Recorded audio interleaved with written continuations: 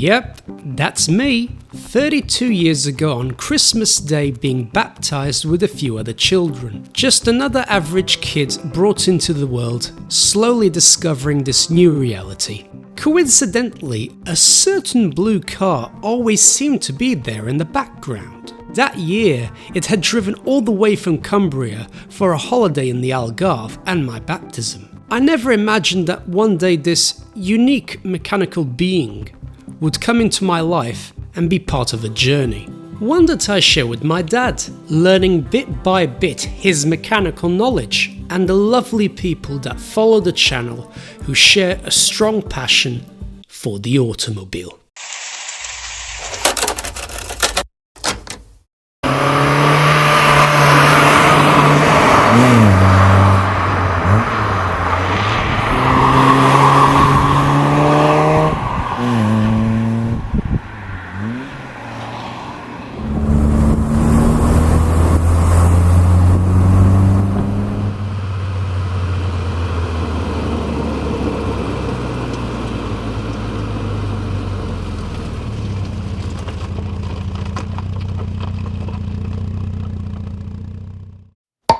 Hi folks, and welcome back to the channel.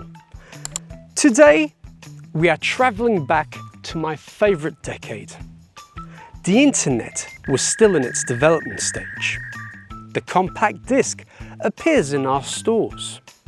Photos were taken on film. The rich flew supersonic.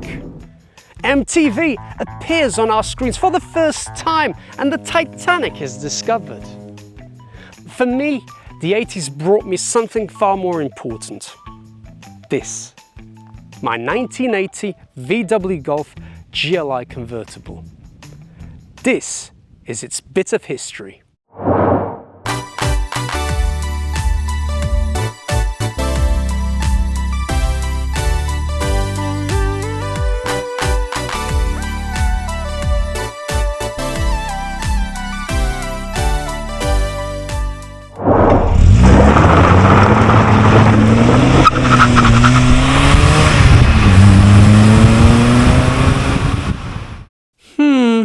Where does one start?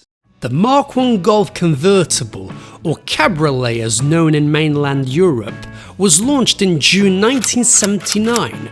The UK officially received the convertible in right-hand drive later in April 1980. It was built by the coach builders at the Carman factory alongside the outgoing Beetle Cabriolet, with the last example sold January 1980. The Golf Convertible was built until July 1993, surviving until the third generation of the hatchback. Being such a popular model, it outlived the Mark I hatchback, which ceased production in December 1983. It sold 388,522 units worldwide, becoming one of the most successful convertibles of its time. But today, I shall be focusing mainly on the Mark I Golf Convertible Series 1, particularly my example. For those unaware, this second designation is given by Golf owners for the earliest example of the convertible. Before diving into my car, let's just go through the general details that made this Golf such a successful creation. In mainland Europe, you had two choices of models, the GLS and the GLi. The GLS had a 1.5 litre carburetted engine, and the GLi had the 1.6 Bosch Cagetronic fuel-injected engine from the GTI. The UK, on the other hand, only received the convertible in GLi form until 1982, when the GLS was added to the showrooms with an optional automatic. The 1.5 litre produced 70 horsepower and was coupled to either a 4-speed manual or a 3-speed automatic. With the manual gearbox, top speed was 150 km an hour and accelerated from 0 to 100 in 14.3 seconds, whilst the automatic was 5 km an hour less in top speed and 2.3 seconds slower in acceleration. The spicier Audi 80 GT derived 1.6 produced 110 horsepower, and it only came with the new 5-speed close ratio manual gearbox. top speed was a mesmerizing 172 kilometers an hour, and 0 to 100 was achieved in 10.2 seconds. As you can see, the GTI was just that little bit better due to its lighter construction. Despite the increase in power, the fuel consumption was very similar between the two models. The GLS averaged 10.3 litres per 100 kilometers and the GLi 11.2. Once more, the GTI's weight made it that little bit better than the GLi. Finally, the automatic GLS did 11 litres per 100 kilometers. The 1979 Golf Convertible was the first car in its class to have a permanent rollover bar, 4 proper seats, but you can actually take a 5th passenger. Only from 1984 they actually split the rear in 2. From my research, it was the only 4-seater convertible of its kind on the market at that time. It came with a really well engineered, easy to use roof. Even for a lady's delicate hand, you know. There were different times. With 4 layers of thermal and sound insulation finished off by a vinyl roof and a glass heated rear window. In comparison to a top-end luxury roadster such as a 1979 Mercedes SL, which had a very simple single-skinned rooftop with 3 clear vinyl rear windows. Yes, it had a separate hardtop, and the roof was made of mohair, but it was nowhere near as heavily engineered and insulated as the Golf. The car in general was structurally heavier than the standard hatchback, thanks to 130 kilos of reinforcement, specifically on the front structure surround of the windshield, the bottom door frames, the extended sills, the rear cross member and the support frames of the hood, to compensate for the lack of a steel roof, probably by having a bit more metal in those areas, plus the chassis filled with wax from the factory, made them a little bit more durable than the normal hatch. Well, if they were always garaged and properly maintained, of course. For those curious, GLi stood for Grand Luxury Injection, hence why in terms of luxury the interior was better finished in the GLi than in the GTI. It had less exposed sections of coloured body and was finished off with colour coordinated leatherette. In mainland Europe, the customer had the choice of 11 colours, whilst the British had a measly choice of 4. Until 1982, where they added 2 more. Wow, immense. Continuing on the noticeable lack of interest in the British market, they didn't bother making a purpose-fit scuttle for the right-hand drive wipers. Some of the interior buttons are upside down, or simply not adapted for the right-hand drive dashboard because all the switches are meant purely for the left-hand drive Golf. But my favourite cost cutting is a bit technical but hilarious in my opinion. Volkswagen kept the position of the brake master cylinder and servo on the left hand side, which contributed to all of their right hand drive vehicles to have spongy feeling brakes, despite them working perfectly well. It was just something you had to get used to, whilst left-hand drive cars never had this issue. So if you're ever going to an MOT station in Europe with a British VW and the inspector finds the brake pedal a bit odd, show them this video. I wonder how much they saved by making these decisions. Naughty naughty. In 1980, the price of a GLi, for example in Germany, was 21,005 Deutschmarks, without extras. I have to say it was a little pricier than a GTI. In today's money, if the Deutschmark still existed, it would be just over 54,000. Convert that into their current currency, it would be €27,701.21. In the UK, it was priced from £6,852, £1,408 more than the GTI, which in today's money, it would be £29,658.42. If we convert that figure into euros, that would be €34,089.39. That's interesting. So the GLi was more expensive in the UK than in Germany 45 years ago. Well, that's new to me. I hope the online inflation calculators are correct. I'm terrible at maths. All in all, Volkswagen and Carman created a hit that lasted 14 years, combining sportiness, practicality, fuel efficiency and value for money, which brought back a worldwide interest in top-down motoring, thanks to the Golf Convertible. I think that covers the basis. Now let's begin the story of my GLi. We travel back to Penrith, UK, 1970, when my Uncle John set up Ullswater Road Garage with just a small caravan, a few NSUs on extended credit, a small petrol station, plus a few second-hand cars on the side. Fast forward to early 1980, Ullswater Road Garage was quite a considerable business. Now an Audi, Volkswagen, Citroën dealership. My uncle liked inventing ways to improve the performance of cars.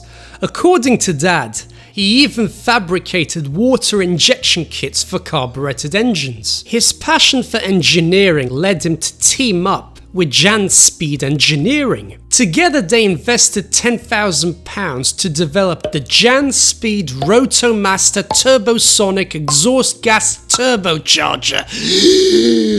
Christ, that was a mouthful. This version of the bolt-on kit was initially designed for the Golf and the Scirocco, which later was available for other brands of cars. He had two demonstrators, the white Golf LD Turbo and the exquisite river blue metallic Scirocco GLi Turbo. According to my cousin Mark, the diesel turbo Golf was his daily driver to Carlisle Tech College, and at the weekends, if he was lucky, he used to take out the Scirocco. From what I have gathered, the GLi Turbo was the favourite demonstrator, as you can see from this photo of my uncle looking very proud of his creation. Later that summer, my Golf came into the showroom and was fitted with a JANSPEED Turbo kit and became another demonstrator. From what I was told, my cousin Mark also used it in a very spirited way.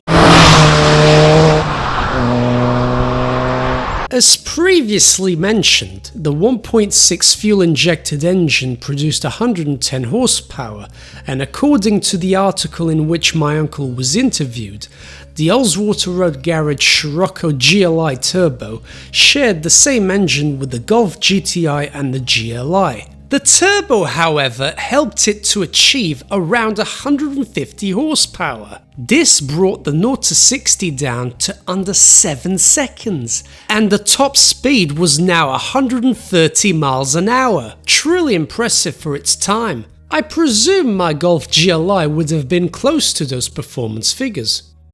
In 1983, my grandma Monica went to the showroom looking for another car, and since she always liked sports cars, this blue demonstrator turbo Golf GLi caught her eye. My dad theorizes since her favourite car, the Peugeot 404 Coupe, had a ice blue metallic colour, and the GLi was presented in river blue metallic, this helped solidify her decision to buy it. She daily drove it until 1987, but before we go further down the history of ownership, we need to take a slight detour while she still owned it. In 1986, my mother and a friend of hers in Portugal were invited by Uncle John to come up to the Lake District. Due to some unforeseen complications, my grandmother told them to come regardless and picked them up from the airport. They stayed the night at her place in Derby, then drove them up in the GLi to my dad's home in Ullswater. And that's how my mum and dad first met. Fascinating how things in life go. After a few days of touring around the lakes, it was time for my mother and her friend to return to Portugal. On the day they travelled back, my dad told me that Uncle John's recovery truck driver said that he arrived to quite a chaotic scene on the side of the motorway, with smoke bellowing out the front of the GLi. The engine was truly dead. I should add that my grandmother had a heavy right foot, which probably didn't help the lifespan of the engine. The car was towed back to Ullswater Road garage where the melted turbo engine was removed, and since there were no spare equivalent 1.6s, my uncle had it replaced with a 1.8 engine from a crash-damaged Mark II Scirocco GTI. In early 1987, my grandma decided to sell it, and my uncle David took the opportunity to buy it. She then bought this new Peugeot 205 CTI convertible, but shortly replaced it with a new silver 1.9 205 GTI with a rare factory Z-Max body kit. Oh, sorry, went off track. Back to the Golf. My uncle used it as a daily whilst running Rear Farm Guest House, and during the summer of '87 he re-met my auntie Nanda when she came on a holiday to the UK with her friends, and once again the Golf took precedence in another beginning. Later they got married and my cousin Nigel was born. Then my auntie's Fiat Uno was used more for town driving and the GLi for longer trips. Two of the lengthiest was from the UK to Portugal via ferry from Plymouth to Santander. It was even used to tow the horse box of my uncle's racing horse, Portuguese Lil. When they moved to Portugal permanently during the 90s, it was used for a while, but then stored for many years in the underground car park of the apartment complex where they lived. Years went by, and on the 8th of June 2009, the Golf was moved on a tow truck to our garage when they decided to sell their place. This was the first time I laid eyes on it, and I wasn't aware of its existence or its history. For a long time it sat under a leaky swimming pool and people had nicked bits off it. My uncle asked Dad to bring it back to a reasonable state with the intention of importing it to Portugal. A few years passed, a bit of work was carried out on it, but then it was left on pause.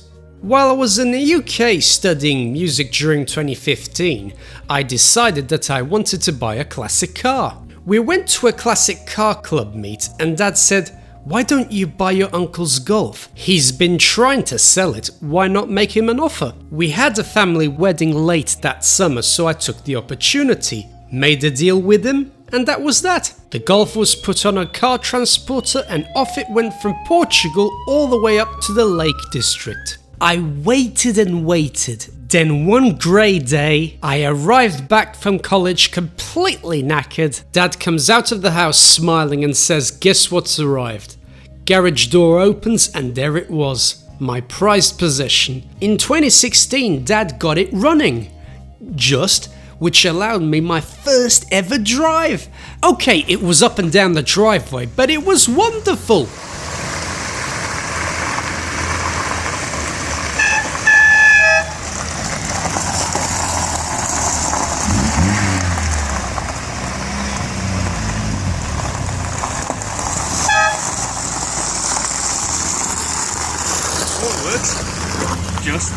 I'm eternally grateful to Dad because he suffered quite a bit whilst removing all the rust. It could have been a lot worse, but it had to be dealt with so we could get it through the MOT. January 2017, it was a freezing sunny morning, but the GLi was ready to be MOT'd, and I felt like I was going to travel back in time since I took it back to its roots at Ullswater Road Garage. It was a strange feeling seeing the car back at the dealership from which it came from after so many years.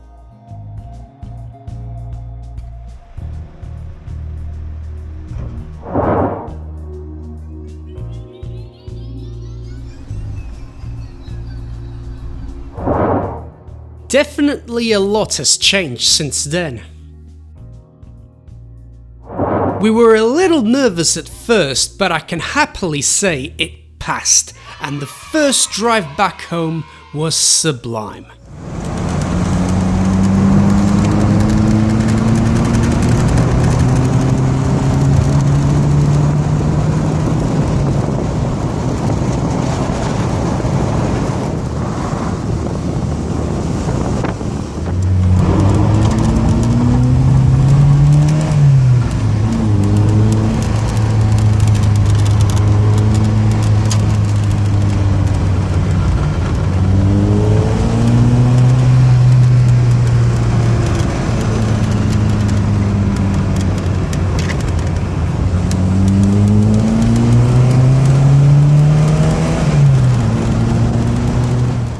Years later, we decided to move back to Portugal.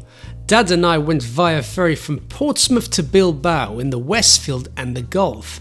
Unfortunately, neither of the cars were 100% healthy at the time, but that's another story for another day. I have to admit, it was quite a stressful trip.